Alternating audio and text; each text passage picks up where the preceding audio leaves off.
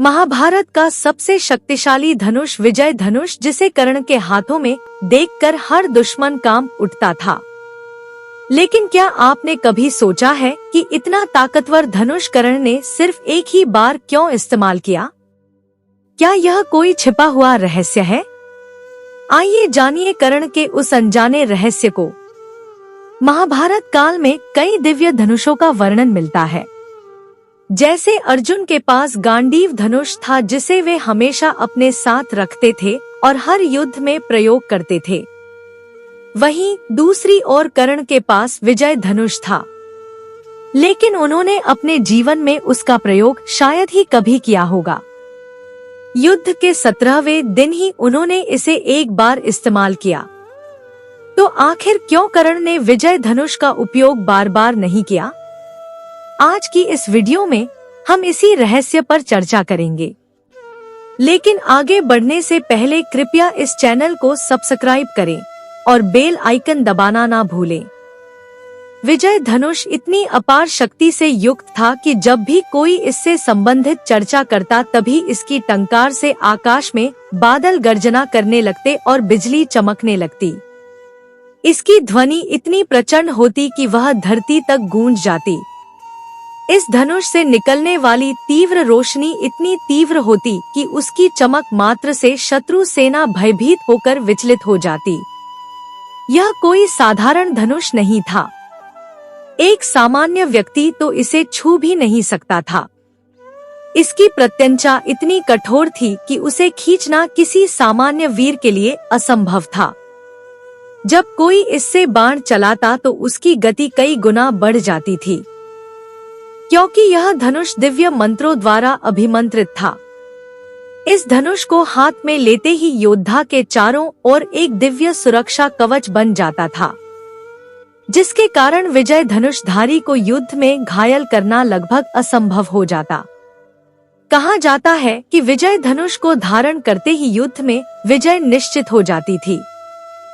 स्वयं भगवान श्री कृष्ण ने इस धनुष की महिमा बताते हुए कहा था कि जब तक कर्ण के हाथों में विजय धनुष रहेगा, तब तक समस्त संसार की सेनाएं मिलकर भी उसे परास्त नहीं कर सकती। परंतु यह आश्चर्य का विषय है कि इतना शक्तिशाली धनुष होने के बावजूद कर्ण ने इसे युद्ध में बहुत ही कम उपयोग किया। एक उदाहरण गंधर्व युद्ध का है। जब गंधर्वों ने अचानक कौरवों पर आक्रमण कर दिया था, तब कर्ण ने साधारण धनुष के बल पर ही उन्हें काफी पीछे धकेल दिया था। लेकिन जब असंख्य गंधर्वों ने एक साथ कर्ण पर हमला किया, तो उन्होंने न केवल कर्ण के रथ, घोड़े और अस्त्र शस्त्रों को नष्ट कर दिया, बल्कि उन्हें युद्ध भूमि से पीछे हटने पर मजबूर भी कर दिया। कर्ण विजय धनुष की अनुपस्थिति में उस युद्ध को रोकने में असमर्थ रहे और अंततः उन्हें वहां से पीछे हटना पड़ा। लेकिन जहां कर्ण ने विजय धनुष का उपयोग नहीं किया, वहीं अर्जुन ने सदैव अपने गांडीव धनुष के माध्यम से दिव्यास्त्र चलाकर गंधर्वों को आसानी से पराजित कर दिया था।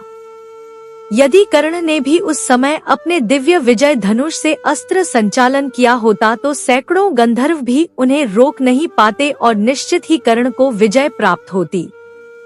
गंधर्व युद्ध के समय कर्ण ने अपने अत्यंत शक्तिशाली विजय धनुष का उपयोग नहीं किया। यही कारण था कि वे उस युद्ध में असफल रहे। लेकिन कुरुक्षेत्र युद्ध के 17वें दिन परिस्थितियां बदल गई। उस दिन पांडव सेना कौरवों पर भारी पड़ रही थी और तभी कर्ण ने पहली बार अपने जीवन में विजय धनुष को अपने हाथों में लिया। उसने उस दिव्य धनुष पर प्रत्यंचा चढ़ाई और इसके पश्चात उसने महाभयंकर भार्गव अस्त्र का संधान किया। इससे पांडव सेना में भयानक तबाही मच गई। कर्ण ने अपने पूरे जीवन में केवल एक बार विजय धनुष का उपयोग किया, और वह दिन था जब उसका रौद्र रूप समस्त युद्ध भूमि पर छा गया। तो आखिर सवाल उठता है, जब कर्ण के पास इतना शक्तिशाली विजय धनुष था, तो उन्होंने उसका नियमित उपयोग क्यों नहीं किया? मित्रों, इसका उत्तर कर्ण के व्यक्तित्व में छिपा है। कर्ण कभी भी विजय पाने के लिए किसी दिव्य अस्त्र या धनुष पर निर्भर नहीं रहना चाहते थे। उन्हें अपनी धनुर्विद्या पर अटूट विश्वास था और अपने गुरु परशुराम की दी हुई शिक्षा पर अपार आस्था थी। इसी कारण वे दिव्य अस्त्रों का उपयोग बहुत कम करते थे।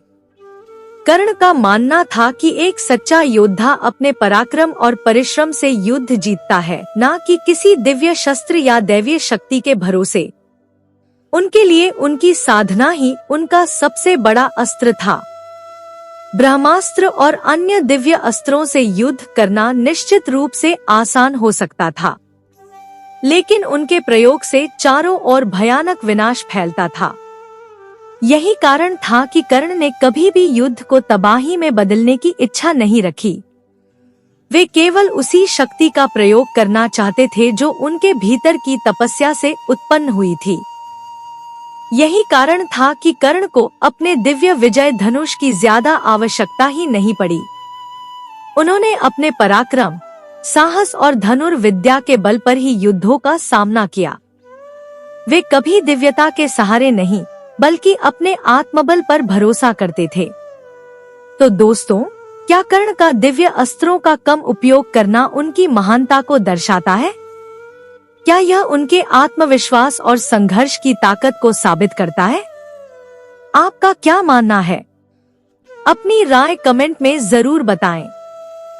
अगर आपको यह कहानी अच्छी लगे तो लाइक करें, अपने दोस्तों के साथ शेयर करें, मेरे चैनल को सब्सक्राइब करें और कमेंट में जय श्री कृष्ण अवश्य लिखें। कहानी सुनने के लिए बहुत बहुत धन्यवाद। मिलती हूँ एक और नई कहानी के साथ। जय श्री कृष्ण।